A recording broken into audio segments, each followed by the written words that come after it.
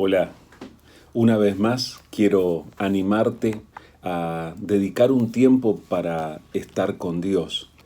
Siempre lo hacemos y muchas veces ese tiempo que dedicamos para estar con Dios es algo muy personal, es algo que nosotros hacemos por nuestra cuenta, como enseñó el propio Señor Jesucristo. Cerramos la puerta de nuestra habitación, nos quedamos solos con Dios y allí elevamos nuestra oración y dice que el Padre ve en lo secreto y ahí nos recibe. Pero hay otras ocasiones en las que nosotros nos edificamos unos a otros y compartimos.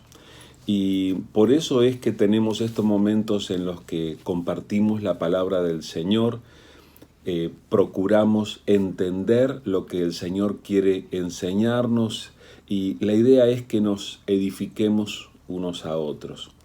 Para eso es este momento al que te estoy invitando y espero que pueda ser un momento de edificación para ti. Así que te animo a que tomes este momento como lo que proponemos que sea un momento con Dios. Por eso queremos dedicar un instante para hablar con Dios y para pedirle que esté obrando en nosotros. Vamos a orar. Amado Dios, queremos darte muchas gracias por la obra que tú estás haciendo en la vida de cada uno de nosotros. Señor, reconocemos que tú estás haciendo en nosotros una obra que va más allá de lo que somos capaces de entender y de lo que somos capaces de imaginar. Pero, Señor, queremos darte las gracias porque tú estás obrando. Queremos darte las gracias porque tú eres fiel. Tú eres el que pone pan en nuestra mesa, el que nos fortalece, el que habla a nuestros corazones. Y te damos gracias, Señor, por amarnos y por cuidarnos. Y en especial te damos gracias por habernos revelado a tu Hijo Jesús, porque hemos podido creer en Jesús y en Él hemos podido recibir la vida eterna que tú nos diste. Pero, Señor, queremos rogarte en este momento que tú edifiques nuestra alma una vez más, que hables a nuestro corazón. Necesitamos recibir tu palabra, que es ese alimento espiritual que tanto necesitamos.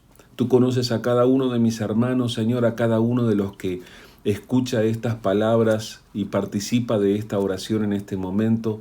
Yo te ruego que tú estés alcanzándole a cada uno con tu bendición, que tu Espíritu Santo esté agitando su alma con tu palabra, Señor.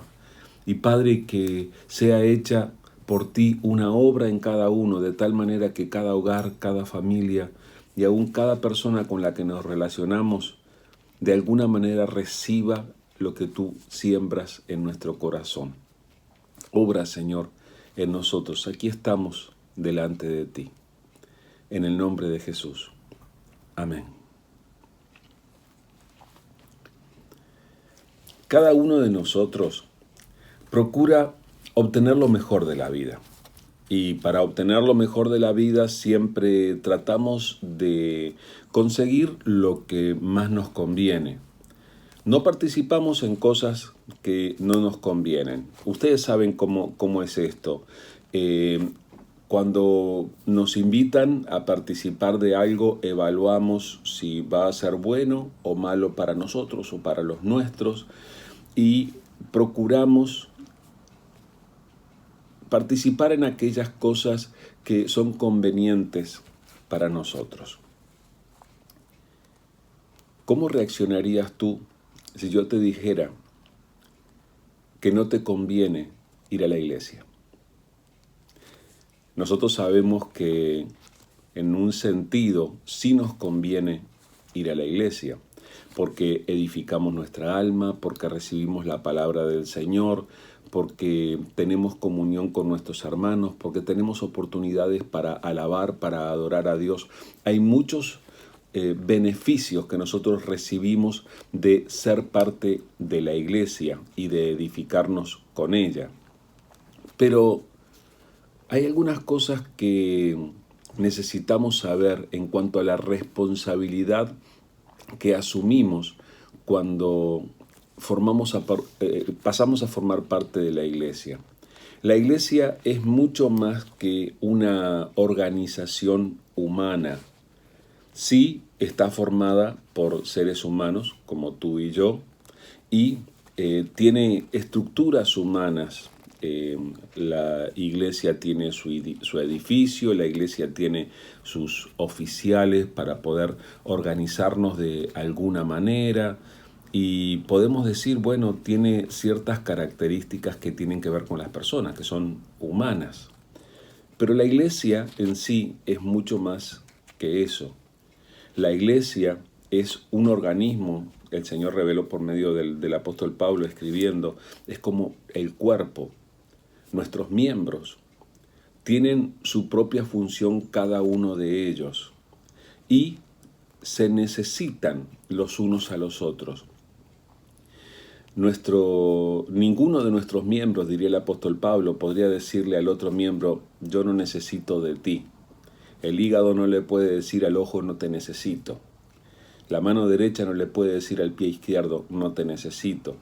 Y lo mismo con cada uno de los órganos. Eso es una enseñanza que nos dice que nosotros necesitamos de los demás hermanos. Y la idea es que nos complementamos, así como los miembros de nuestro cuerpo se complementan para que nuestro cuerpo funcione bien.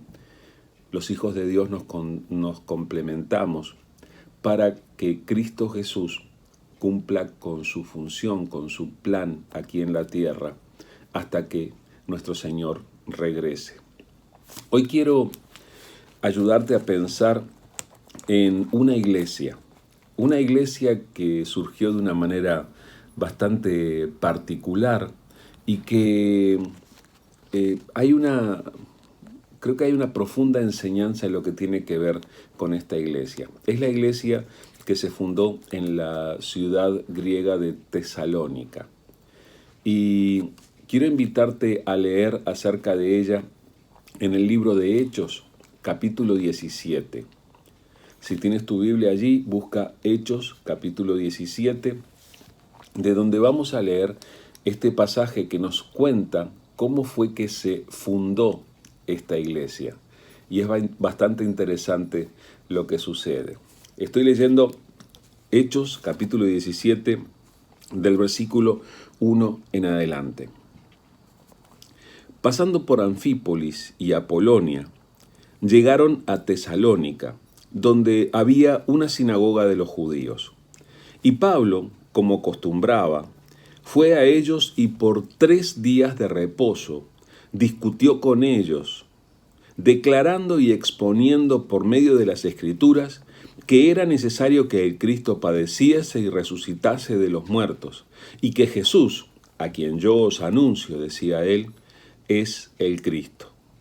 Y algunos de ellos creyeron y se juntaron con Pablo y con Silas, y de los griegos piadosos gran número, y mujeres nobles no pocas. Entonces, los judíos que no creían, teniendo celos, tomaron consigo a algunos ociosos, hombres malos, y juntando una turba, alborotaron la ciudad, y asaltando la casa de Jasón, procuraban sacarlos al pueblo. Pero, no hallándolos, trajeron a Jasón y a algunos hermanos ante las autoridades de la ciudad gritando, estos que trastornan el mundo entero, también han venido acá, a los cuales Jasón ha recibido, y todos estos contravienen los decretos de César, diciendo que hay otro rey, Jesús. Y alborotaron al pueblo y a las autoridades de la ciudad, oyendo estas cosas. Pero, obtenida fianza de Jasón y de los demás, los soltaron. Inmediatamente los hermanos enviaron de noche a Pablo y a Silas hasta Berea, y ellos, habiendo llegado allí, entraron en la sinagoga de los judíos. Este es el punto de partida, el momento del nacimiento de la iglesia en la ciudad de Tesalónica. ¿Sabes cuánto tiempo dice aquí la palabra que duró la plantación de la iglesia en Tesalónica? 3 días de reposo, es decir, 3 semanas, antes que se produjera todo este revuelo, todo este alboroto, como dice en esta versión de la palabra. La iglesia en Tesalónica fue fundada en 3 semanas. ¿Qué pasó en esas 3 semanas? Déjame contarte un poco cómo era la situación. Aquí habla de personas y al principio del pasaje no dice quiénes son, pero se refiere a Pablo, a Silas, a Pablo y su equipo. Pablo siempre viajaba con un equipo, iba de una ciudad a otra, compartiendo el evangelio con personas y plantando iglesias. Cuando él llega a Tesalónica, ¿sabes de dónde viene? Viene de Filipos.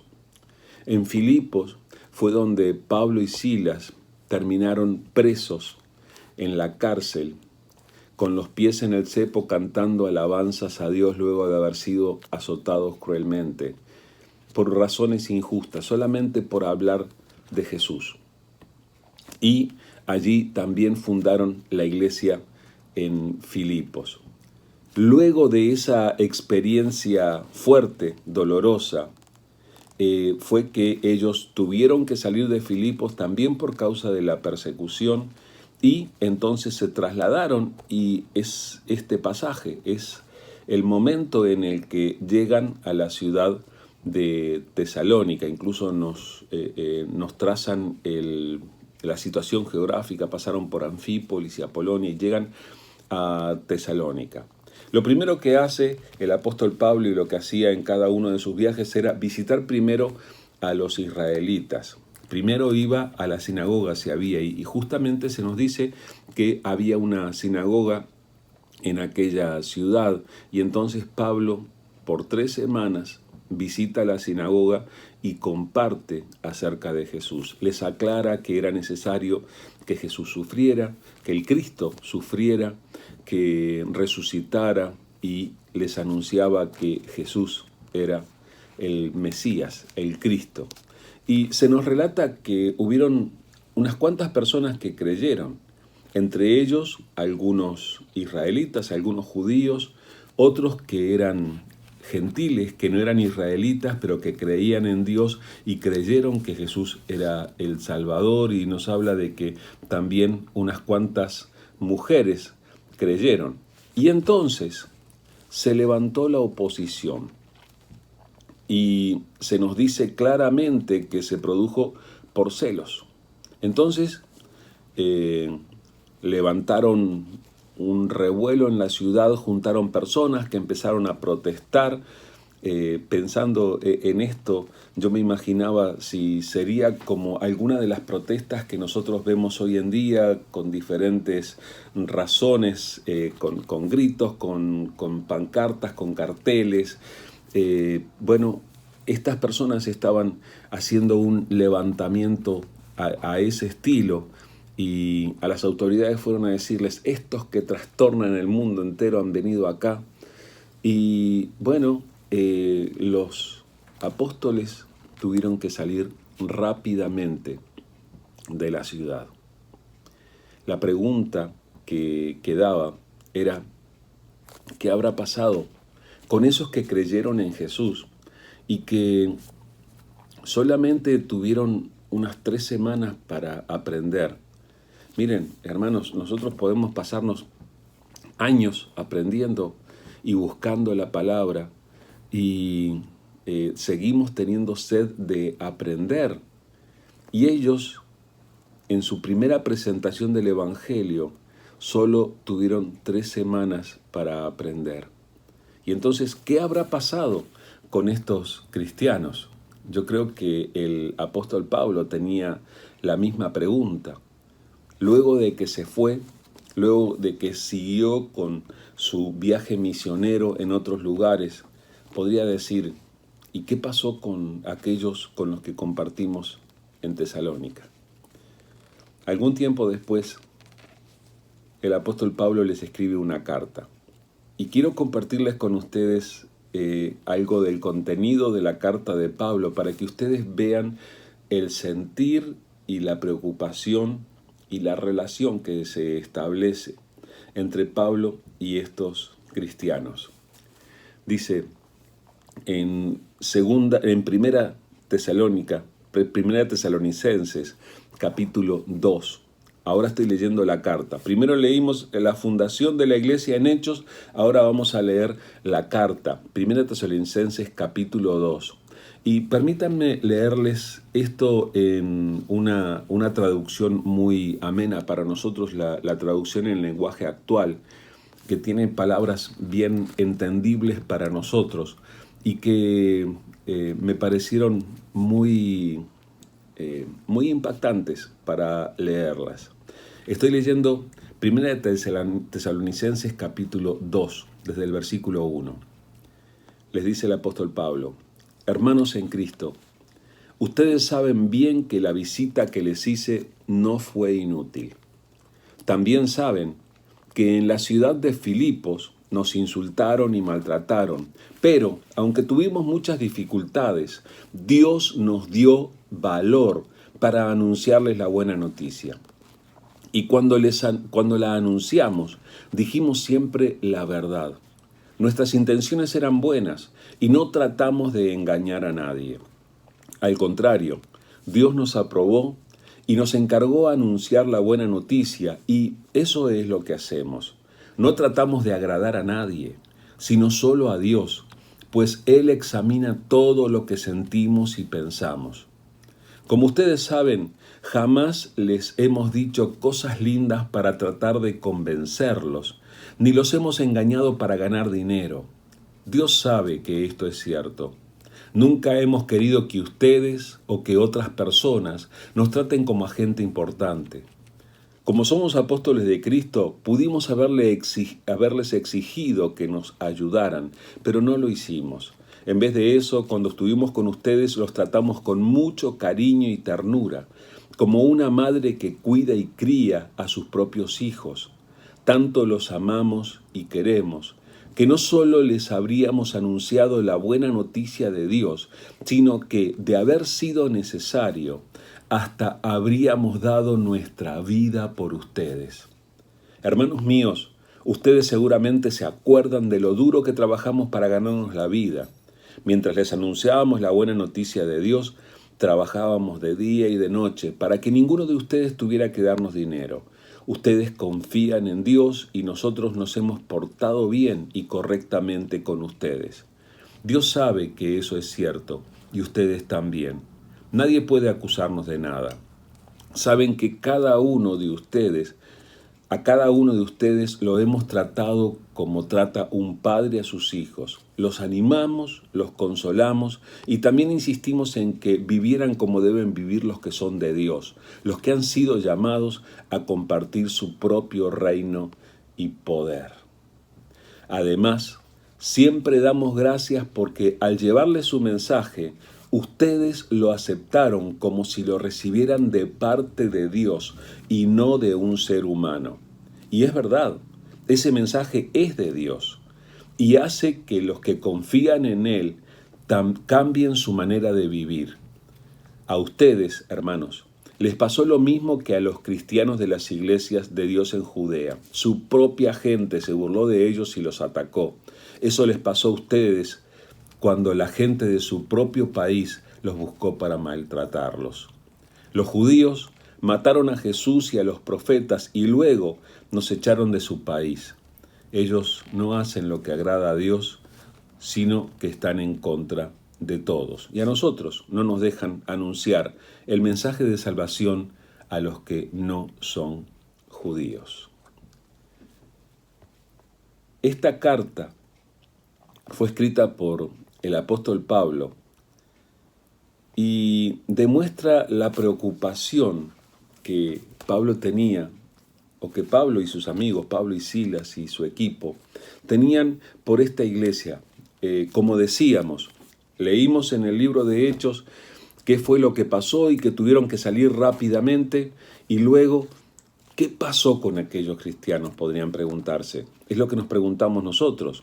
Bueno, pues lo que sucede es que Pablo les escribe esta carta para animarlos, y es que algún tiempo después Pablo había enviado a Timoteo de regreso a Tesalónica para ver qué era lo que pasaba, si había habido algún resultado, si los hermanos seguían fieles a aquella convicción que ellos les habían dejado, y Timoteo vuelve con las mejores noticias. Aquellos que habían creído en Jesús seguían creyendo, seguían reuniéndose luego de 3 semanas de ser exhortados y enseñados. Seguían reuniéndose y seguían no solamente creyendo en Jesús como Salvador, sino que tenían un inmenso afecto por el apóstol Pablo y por los demás de su equipo. Entonces la semilla había sido plantada y estaba dando fruto. Eso es lo que tiene que pasar en la vida de los cristianos. Cuando la semilla de la palabra de Dios es sembrada en tu corazón, se tiene que producir un fruto que te lleva a creer en Jesús, a comprometerte con Él y a participar de la obra que Él quiere hacer. Entonces Pablo, cuando escribe esta carta, le dice: hermanos, qué contento que estoy. Estoy feliz porque ustedes han permanecido. Y en estas palabras, allí en el capítulo 2 donde leímos, nosotros encontramos el relato. Ustedes se acuerdan, hermanos, cuando veníamos de Filipos, donde fuimos maltratados, y sigue con la historia y habla de cómo ellos lo hicieron. Les dice, hablamos con buena conciencia. Todo lo que hicimos lo hicimos delante de Dios. Estas palabras son todo un ejemplo para nosotros los que compartimos la palabra del Señor, para hacerlo de la misma manera, para hacerlo sin otros intereses, sin buscar que la gente nos considere importantes, sino simplemente buscando honrar y agradar a Dios. Pero quiero hacerles pensar solamente en 2 cosas de este pasaje en el que Pablo, digamos, se reencuentra de cierta manera virtualmente con los hermanos de Tesalónica. Y quiero que ustedes piensen en estos 2 aspectos para ser edificados. En primer lugar, estos tesalonicenses habían sufrido problemas por creer en Jesús. En ese sentido, no les convenía ir a la iglesia, o ser parte de la iglesia, o ser la iglesia. Porque inmediatamente se habían visto envueltos en la persecución, así como Pablo. Y bueno, pero ellos habían perseverado, y a pesar de la oposición, y a pesar de que habían sido maltratados, ellos habían seguido creyendo en Jesús, oraban en el nombre de Jesús y buscaban a Dios para que los edificara. Pero ¿dónde había empezado esto? El apóstol Pablo les dice: además, siempre damos gracias a Dios porque al llevarles su mensaje, ustedes lo aceptaron como si lo recibieran de parte de Dios y no de un ser humano. Y es verdad, ese mensaje es de Dios y hace que los que confían en Él cambien su manera de vivir. Esta es una parte muy importante de lo que pasó en la vida de los tesalonicenses. ¿Qué fue lo que los cambió? Recibieron un mensaje que fue comunicado por voces humanas, la voz de Pablo, la voz de Silas, la voz de los otros del equipo. Pero ellos entendieron que en realidad estaban escuchando a Dios. Y esta es una enseñanza muy importante. Y esta es una razón muy importante para ser parte de la iglesia, nos convenga o no. En la iglesia nosotros escuchamos el mensaje que es el mensaje de Dios. Escuchamos la voz de Dios. Sí, muchas veces vas a ver personas como a mí en este caso que procuramos compartirte la verdad de Dios, pero nuestra oración siempre es que cada uno escuche la voz de Dios y no voz de hombres. No necesitamos enseñanzas de hombres. Ya hemos visto el resultado que producen las enseñanzas de hombres y los resultados no son buenos. Necesitamos la pura y cristalina palabra de Dios, necesitamos el mensaje de Dios. Y eso es lo que procuramos compartir y así lo queremos recibir cada vez. Queremos recibir el mensaje de Dios. No es algo sin importancia escuchar la voz de Dios. Escuchamos muchas voces y hay algunas de ellas a las que respetamos mucho, pero la idea es que cada uno de nosotros hemos buscado en Jesucristo la salvación y hemos escuchado la voz de Dios. Dios ha hablado a tu corazón. Tal vez Dios te está hablando en este momento y tú tienes que prestarle atención. Dios tiene mucho para decirte y mucho para enseñarte. Tenemos que recibir la palabra como venida de Dios.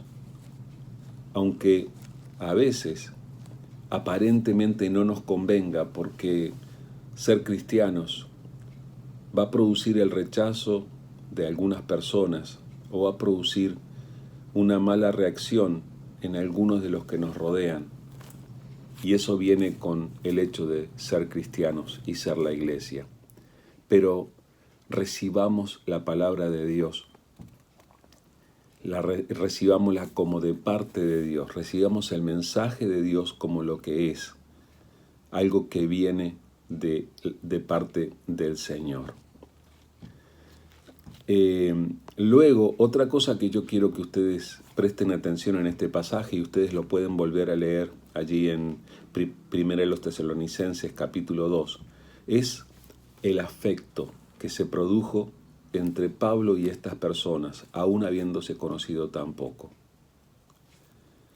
Dice en el versículo 6, del versículo 6 en adelante: nunca hemos querido que ustedes o que otras personas nos traten como a gente importante. Como somos apóstoles les pudimos haber exigido, pero no lo hicimos. En vez de eso, cuando estuvimos con ustedes, los tratamos con mucho cariño y ternura, como una madre que cuida y cría a sus propios hijos. Tanto los amamos y queremos que no solo les habríamos anunciado la buena noticia de Dios, sino que, de haber sido necesario, hasta habríamos dado nuestra vida por ustedes. No siempre el apóstol Pablo en sus cartas habla de lo que siente por aquellos que las leen o aquellos que han escuchado su mensaje. Pero aquí vemos un poco del corazón del apóstol y un poco de la relación. Y a lo largo de la carta vemos también que es mutuo, que ellos también se encariñaron con el apóstol Pablo. Ahora, esto que dice el apóstol Pablo parece ser un eco de lo que luego leemos nosotros en la primera carta de Juan, que dice que el que ama a Dios también va a amar a sus hijos, o sea, va a amar a los otros creyentes. Y el que verdaderamente ama tiene que estar dispuesto a dar su vida por sus hermanos. Eso dice en Primera de Juan, y yo te animo a buscarlo allí en Primera de Juan capítulo 2. O sea, si aplicamos eso a nuestra realidad, a nuestra relación con los otros que creen en Jesús como nosotros, wow, es un desafío, ¿verdad? Porque muchas veces podríamos relacionarnos con los que van a la iglesia como nosotros. Bueno, nos tratamos bien, nos conocemos, nos hemos visto, pero de allí a que nos importe su vida, su situación, enterarnos de sus necesidades o sufrir algo por ellos, dar algo por ellos. La marca de los hijos de Dios es que los hijos de Dios se aman. Cuando el apóstol Pablo estuvo en Tesalónica, se involucró tanto con aquellos a quienes les compartió la palabra, aquellos que creyeron. Se produjo un vínculo tan profundo que dice: no nos habríamos conformado con transmitirles el mensaje, sino que habríamos dado nuestra vida por ustedes. Hermanos, necesitamos establecer relaciones, vínculos profundos en la iglesia. Necesitamos establecer relaciones de confianza con aquellos que han creído en Jesús como nosotros, porque es el plan de Dios para nosotros. Tenemos que involucrar aún nuestras emociones. Tenemos que sentir, por nuestros hermanos este afecto, este cariño, y tenemos que edificarnos así unos a otros. Por favor, que Dios nos ayude a ser la iglesia como Él quiere que seamos. Que Dios nos quite la frialdad, que Dios nos quite la desconfianza, que Dios nos quite las envidias o los celos que son obra de la carne, y que Dios produzca en nosotros estos vínculos que nos permitan ser verdaderamente un testimonio para todo el que pueda creer después. Porque el propio Jesús dijo: en esto conocerán todos que ustedes son mis discípulos. ¿En qué? En que hablemos la palabra, en que cantemos canciones cristianas, en que hagamos milagros, ¿o qué? Jesús dijo: en que tuvierais amor los unos por los otros. Así que es un desafío. Entonces, yo te animo a recordar, por lo menos de lo que hemos leído, estas dos cosas. Necesitamos recibir la palabra de Dios como venida de Él, no venida de hombres. Necesitamos la palabra que viene de Dios, el mensaje de Dios, y tenemos que recibirlo como tal, con el respeto y la importancia que eso tiene. Y por otro lado, necesitamos aprender a establecer estas relaciones que implican nuestros afectos y en las cuales nosotros nos involucramos tanto que podemos estar dispuestos a perder con tal de bendecir a aquellos que son parte de nuestra familia espiritual. Que Dios nos conceda edificar una iglesia. No la edificamos nosotros, la edifica Jesús, pero que nos conceda ser parte de esa iglesia que edifica Jesús y en la que se manifiesta esto, que Dios hable y que nosotros nos amamos. Vamos a orar. Es un desafío lo que nos estás diciendo en este momento, Señor.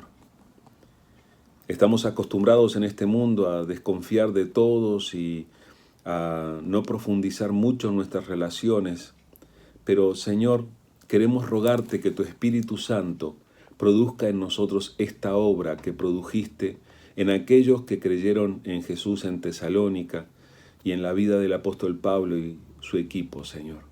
Queremos rogarte que tú nos des una iglesia en la que podamos amarnos y edificarnos, en la que podamos tener relaciones profundas, Señor, que podamos tener verdaderas amistades y que podamos sacrificar los unos por los otros, por el bien de todos. Y, Señor, ayúdanos a recibir tu mensaje cada día como lo que es, como tu palabra. Ayúdanos a respetar tu palabra y a recibirla con todo nuestro corazón. Gracias, Señor, por esta palabra que ahora nos estás dando. Ayúdanos a recibirla también.